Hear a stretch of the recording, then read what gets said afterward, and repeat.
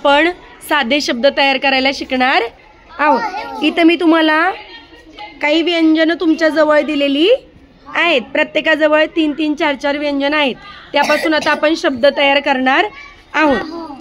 चला आता पहिला शब्द आपण घेऊया। मी सांगते ती अक्षरं तुम्ही द्यायची आणि शब्द तयार करायचा आहे। चला, क प कोणाकडे आहे? क ठेवा तिथे खाली। क क आता प कोणाकडे? प प बघा, प कोणाकडे? पटकन बघा। प पतंगाचा कोणाकडे बरं? तुमच्यापैकी कोणाकडे प?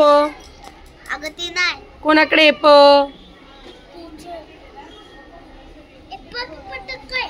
प कोणाकडे? दाखव तुझ्याकडे माहीर। हे बघ, माहीरच्याच हातात प आहे। दाखव प। व्हेरी गुड, इथे ठेव। बघा काय शब्द तयार झालेला आहे? क प। चला लिहा बरं सगळ्यांनी शब्द क प।